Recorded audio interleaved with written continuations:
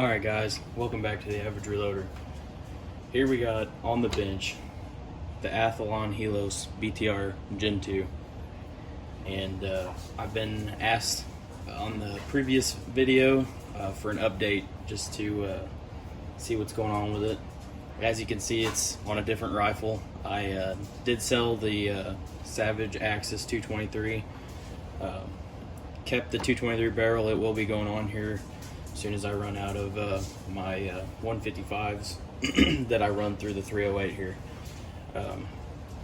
As I just mentioned, this is chambered in 308 Winchester, so it's got a decent amount of recoil to it, and so far I've shot one match with it, verified dope, so it's got about 150, 160 rounds through the gun with this scope on it, and I will say I am nothing but pleased. The setup of it is great. It's in some Arkin, I think medium or high rings, not really sure. Shout out to Brink Excursions for hooking me up on this. I initially ordered a Arkin scope, but they were on back order. Really didn't want to wait that long to get one, so they were coming out with the Gen 2s through Athlon, and I was looked up on them. They looked pretty good, liked the specs, so pretty much what I'm going to do is go over the pros and cons of this and compare it to the Strike Eagle. Now I will say I'm going to roll in some footage from each scope, the Athlon and the Strike Eagle, and from 6 power on the Athlon and 5 power on the Strike Eagle, all the way up to 25 power on the Strike Eagle and 24 power on the Athlon here. The distance we were looking at electric pole out at 500 yards. Verified it with my SIG Kilo 1800 rangefinder.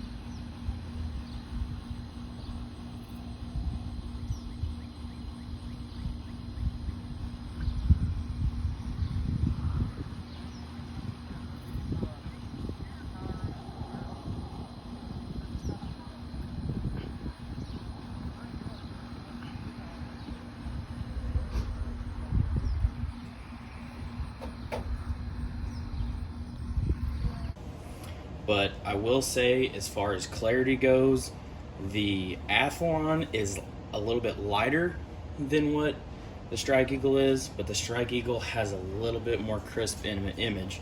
But it's neck and neck, because really the only reason why I think the Strike Eagle's got a little bit more crisper image is because of the eye relief. The eye relief is actually a lot less on the Strike Eagle than what it is on the Athlon.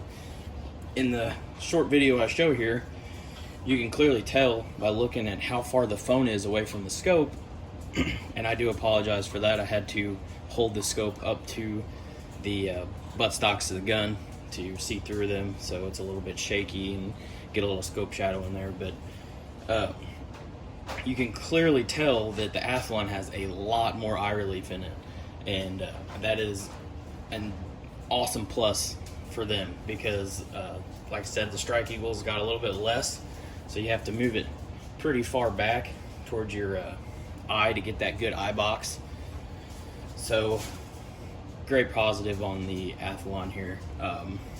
Another thing is, I know the zero stop on the Strike Eagle is fairly easy to set because it's just got a ring. You just set it in there, turn it counterclockwise so it stops, you're done. On these, I'm going to roll some footage in on this.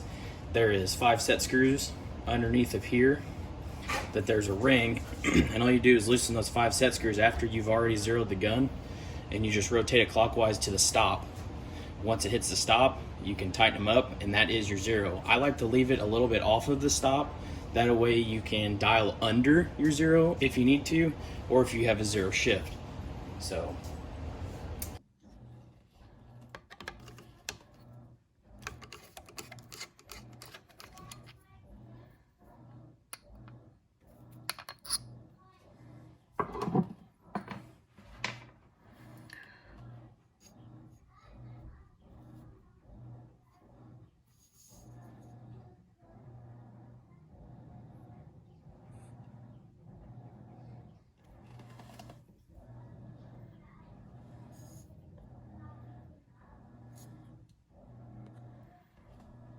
other than that, I mean, this thing is awesome. I got just a cattail on here for a throw lever. That is one negative I do have about it. I wish there was a throw lever available for it, which there may be now because it's been a month or two since I've had it. But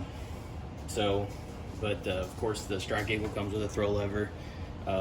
Definitely need to get a bubble level for this. I noticed at my last match I was having some cant issues with the gun, and noticed I was missing a little bit due to cant in the gun.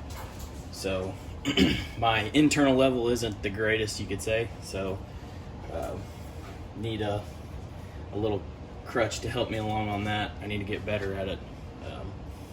But this is just a Savage 110 FCP SR.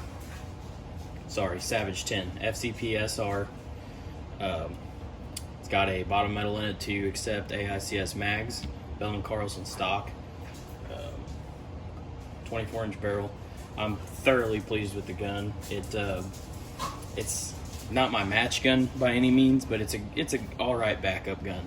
So, and if you need to get better at recoil management, 308 is definitely a good one to do it with. So, but I do wish the scope did come with a sunshade. It did not, but that's no big deal. They do sell them separately. You can get them, but all that comes in the box is got your extra set screws if you lose one because they're itty bitty. Here's your manual. Goes through, it explains everything about the scope, how to set the zero stop and everything else. Pretty easy. And a lens cloth. So everything else is pretty much identical. So I do recommend this scope for any beginner PRS, seeing as the price is lower than what the Strike Eagle is. I mean, maybe for a dealer cost it might not be, but as far as buying it outright, it's a great value for what it is. I mean, the turrets on this thing are so positive, it is crazy. I'm gonna roll in some more footage here when I actually had the camera sitting on the buttstock looking down at the turrets while I was clicking it. You can see how positive the turrets are because it shakes the phone as I'm clicking the turrets. I mean, that is absolutely crazy because the Strike Eagle has some kind of mushy turns to them, and the other thing that I don't like about it is the fact that from the factory the hash marks on the turret caps don't line up with the mark on the scope tube, so not all that thrilled about that. So we'll have to be sent back into Vortex to have that corrected, but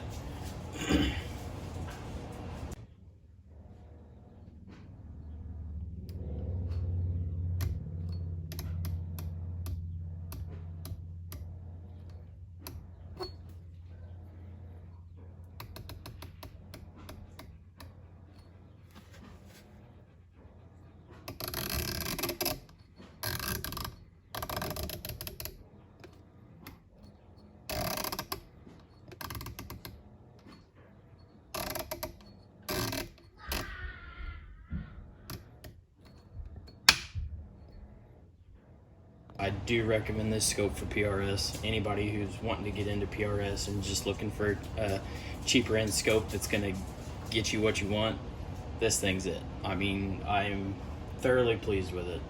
No complaints this far. So the last match I shot it with, shot it out to 840 yards. tracked perfectly spot on every time. I did have some dope issues at one point, and so I did want to check that before I posted this video. So I took it out and I verified my dope, and it worked. Everything was good. I just had to change my profile in my Kestra a little bit. But yep, this is just the update video on this, and it's going great. Love it. Have really nothing to complain about it, just the lack of accessories that comes with it. But I mean, for the price, you can't go wrong with it. So if you got any questions, put them in the comments, and try to answer them the best I can. And thanks for watching, guys.